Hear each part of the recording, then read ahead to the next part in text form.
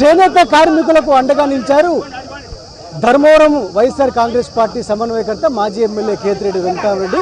నేతల నేస్తం బకాయిలు ఇవ్వడంతో పాటు క్రమం తప్పకుండా వారికి రావాల్సిన అన్ని విధమైన సదుపాయాలు ఇవ్వాలి, అదేవిధంగా చేనేత కార్మికుల సమస్యలు తీర్చాలని ధర్మవరం పట్టణంలో భారీ బైక్ ర్యాలీ నిర్వహించారు.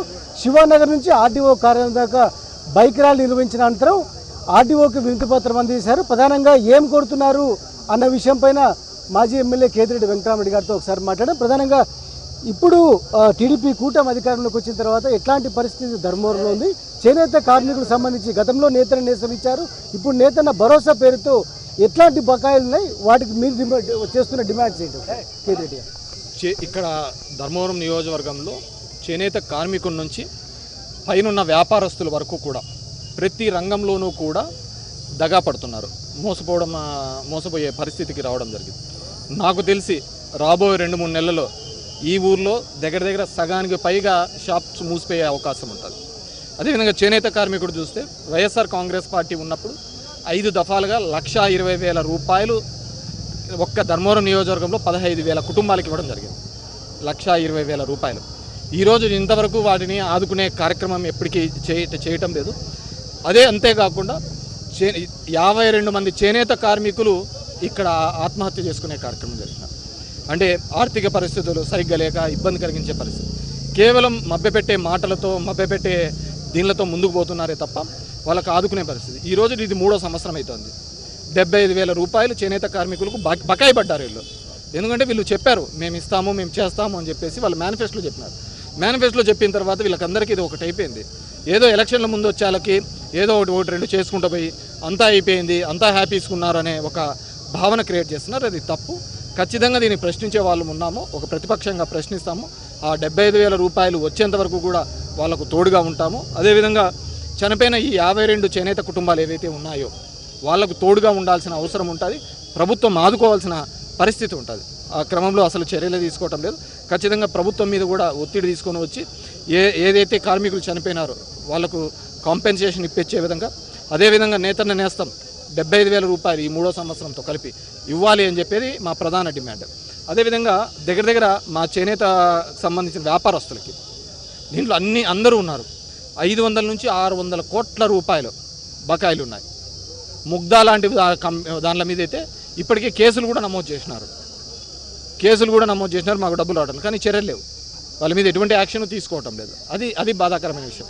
500-600 కోట్ల రూపాయల బకాయిలు ఉంటే పోయినసారి 14 నుంచి 19 మధ్యలో తెలుగుదేశం హయాంలో కూడా 80 కోట్ల రూపాయలు ఒకడే కళానికేతన్ లీలా అనే వ్యక్తి ఎగరగొట్టిపోయినాడు. అసలు మాట్లాడిచ్చేవాళ్ళు లేరు. అప్పుడున్న వాళ్ళు కొద్దిగా అది ఇది చేస్తామని ఎవరికి డబ్బులు వచ్చిన దాఖలాలు లేవు. సో ఇలాంటివన్నీ ఉన్నాయి.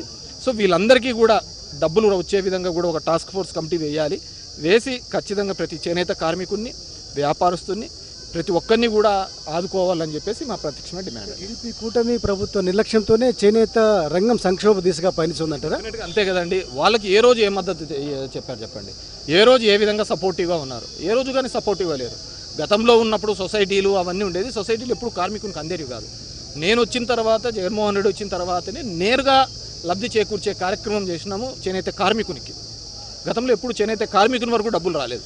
ఇప్పుడు మొట్టమొదటిసారిగా అందుతున్నాయి. ఇప్పుడు చూసామంటే ఈ 3 ఏళ్ల పరిస్థితులలో, చాలా ఇబ్బందికరమైన పరిస్థితులలో ఈరోజు చేనేత కార్మికుడు ఒక కులానికి సంబంధించినది కాదు, వివిధ కులాలకు సంబంధించిన వాళ్ళు ఈ వృత్తి మీద ఆధారపడినారు. డైరెక్ట్లీ ఇండైరెక్ట్లీగా ఆధారపడినారు. ఈ ఊరు బతికేదే దాని మీద.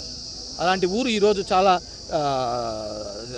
ఇబ్బందికరమైన పరిస్థితులలో ఉంది. ఖచ్చితంగా ప్రభుత్వం ఆడుకోవాలి. నేతన్న నేస్తం లక్షల సంఖ్యలో చేనేత కార్మికులు ఉన్నారు, కానీ బెనిఫిషియరీ లిస్టు మాత్రం చాలా తక్కువగా ఉంది.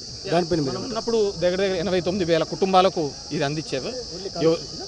ఓన్లీ మొత్తం స్టేట్ వైడ్ 89,000 కుటుంబాలకు అందించేది దీనికి సంబంధించి. ఇప్పుడు వాటి సంఖ్యను తగ్గించాను. ఇదివరకు గైడ్లైన్స్ లేవు, ఏమీ లేవు అనమాట.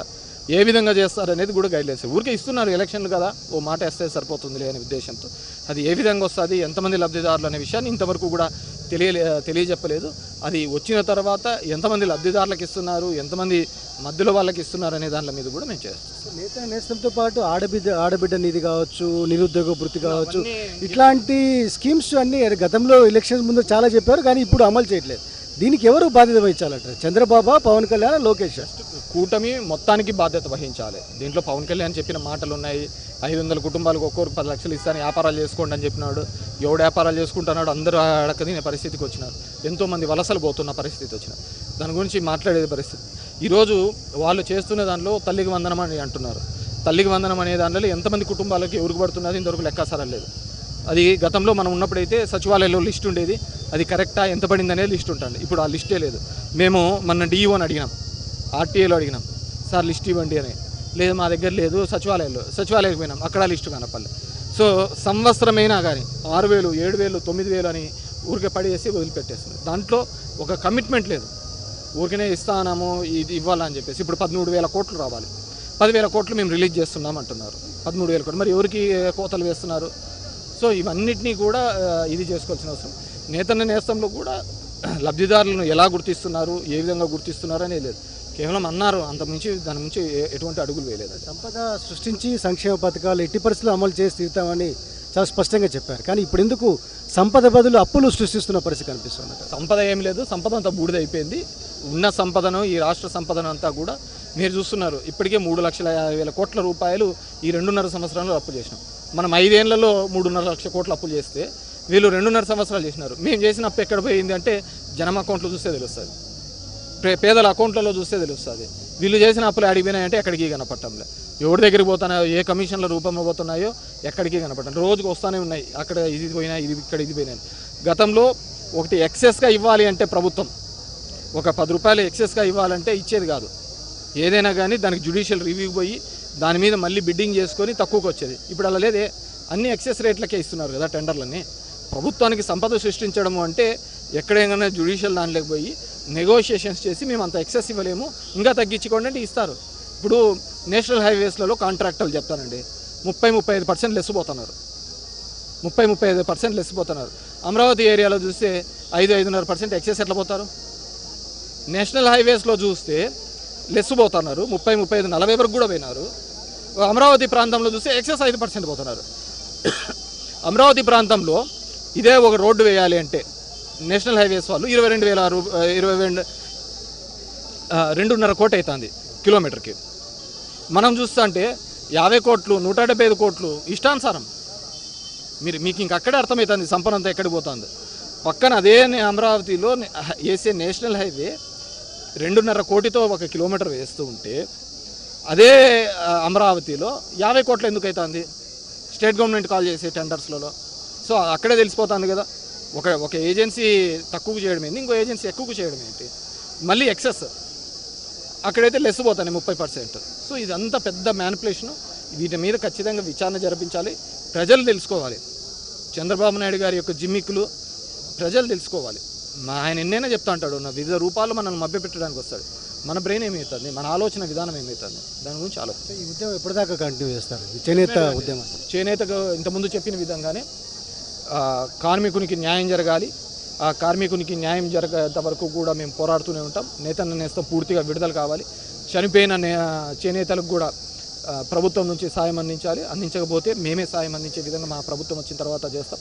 ఇంకే చేనేత కార్మికుడు చనిపోయినా వాటిని ఖచ్చితంగా ఇదే ఆర్డీఓ ఆఫీస్ మీదకి ఆ పాడే మోసొచ్చి ఇక్కడే ధర్నా కూర్చొని ఆ కార్మికునికి న్యాయం జరిగేంత వరకు కొట్లాడతాం. మొదటి మీద చేనేత కార్మికులందరికీ న్యాయం జరిగేంత వరకు ఉద్యమాన్ని ఉధృతంగా ముందుకు తీసుకెళ్తామని చాలా స్పష్టంగా పేర్కొంటున్నారు. ఎందుకంటే గత 2 సంవత్సరాలుగా నేతన్న నేస్తం బకాయిలు విడుదల కాలేదు.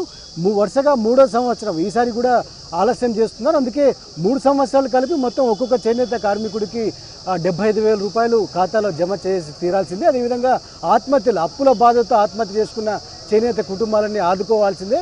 వీటన్నిటిని నెరవేరే వరకు ఖచ్చితంగా ఉద్యమాన్ని ఉధృతం చేస్తూ ముందుకు వెళ్తామని చాలా స్పష్టంగా మాజీ ఎమ్మెల్యే కేతిరెడ్డి వెంకటరామరెడ్డి గారు పేర్కొంటున్న పరిస్థితి కనిపిస్తోంది. వీడియోస్తో శ్రీనివాస్ చేతికొచ్చి శివాడి సాక్షి న్యూస్, శ్రీ సత్యసాయి జిల్లా ధర్మవరం నుంచి.